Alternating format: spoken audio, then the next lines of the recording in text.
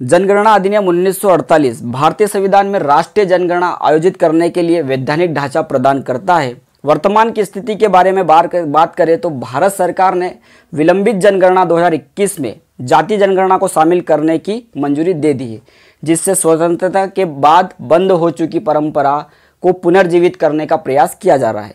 बढ़ती राजनीतिक और सामाजिक मांगों के कारण उठाया गया यह कदम शासन सकारात्मक कार्रवाई डालने की संभावना है। नमस्कार दोस्तों, मैं प्रशांत मुजाला स्वागत करता हूं नवी जानकारी में। आज हम जाति जनगणना पर बात करेंगे और यह समझने का प्रयास करेंगे कि इसकी आवश्यकता क्यों पड़ी।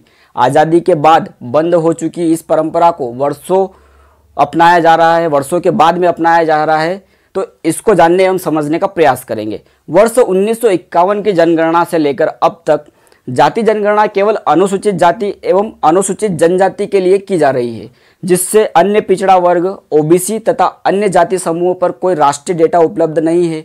वर्ष 1961 में केंद्र सरकार ने राज्यों को सर्वेक्षण करने और राज्य विशिष्ट अन्य पिछड़ा वर्ग ओबीसी की सूची तैयार करने की अनुमति दी।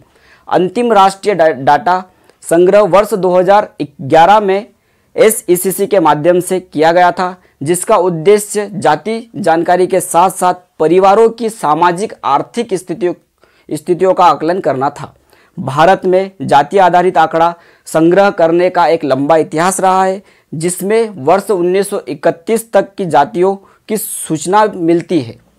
वर्ष 1951 के बाद जातिगत आंकड़ों का संग्रह करना बंद करने का निर्णय लिया गया, ताकि इस विभाजनकारी दृष्टिकोण से बचा जा सके और राष्ट्रीय एकता को बढ़ावा दिया जा सके।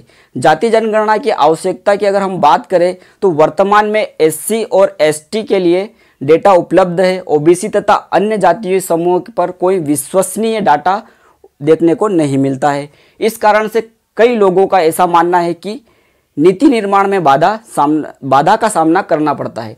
जाति जनगणना आवंटन डाटा प्रदान कर सकती है, जिससे पक्षधरों को लगता है कि आरक्षण कोटा और सकारात्मक कार्रवाई कार्यक्रमों का पुनर्मूल्यांकन किया जा सके।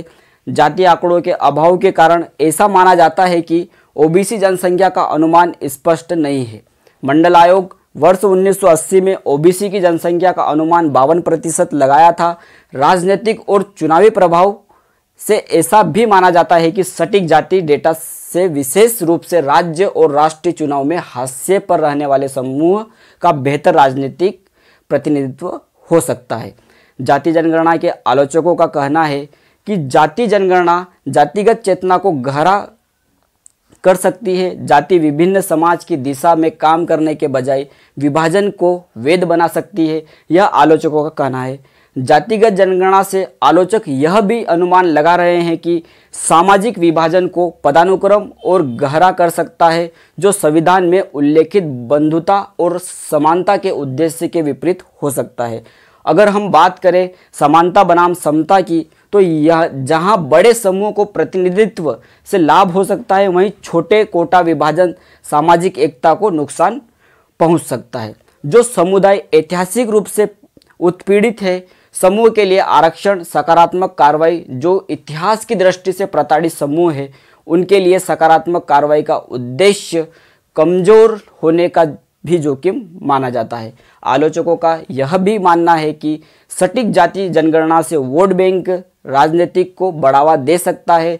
जिस राजनीतिक दल चुनाव लाभ के लिए नीतियां बनाते हैं, यह राजनीतिक रूप से प्रभावित या उच्च जाति समूह द्वारा ओबीसी, SC, ST दर्जे की मांग को प्रोत्साहित कर सकता है, जिससे यह भी प्रतीत होता है कि आरक्षण कोटे पर दबाव बढ़ सकता है। जाति जनगणना का परिवर्तन बड़े समुदायों को अधिक लाभ प्राप्त करने के लिए प्रेरित कर सकता है, जिससे जनसंख्या नियंत्रण कार्यक्रमों की प्रभावशीलता प्रभावित हो सकती है। आगे अगर हम बात करें तो ऐसी जनगणनाओं व्यक्ति अपने प्रतिष्ठा के कारण उच्च जाति से संबद्धता का दावा कर सकता है, जैसा कि औपनिवेशिक जनगणना में देखा गया था, जहां समुदाय क्षत्रिय, राजपूत, ब्राह्मण या वैश्य के रूप में पहचाने जाते थे। स्वतंत्रता के बाद में कुछ व्यक्ति आरक्षण से लाभ प्राप्त करने के लिए गलत तरीके से पिछड़ी जातियों से अपनी पहचान जोड़ सकते हैं। कुछ उच्च जातियों द्वारा ओबीसी का दर्जा प्राप्त करने की मांग की जा सकती है। जाति जनगणना में अगर चुनौतियों को और भी गहराई से समझे तो अलग अलग राज्यों में अलग अलग वर्गीकरण से जनगणना और भी जटिल हो जाती है।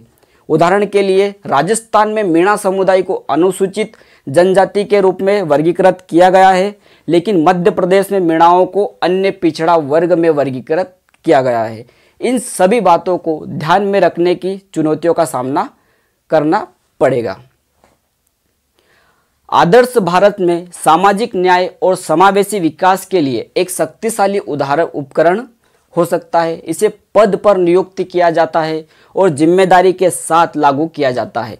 यह सामाजिक आर्थिक समस्याओं को दूर करने में मदद कर सकता है, लेकिन इसके साथ तनाव, सामाजिक और राजनीतिक मानसिकता का खतरा भी है। इसलिए सांख्यिकीय दृष्टिकोण अपनाना आवश्यक है, जो डाटा आधारित उद्योगों को बढ़ावा दे और सामाजिक एकता को बनाए रखे।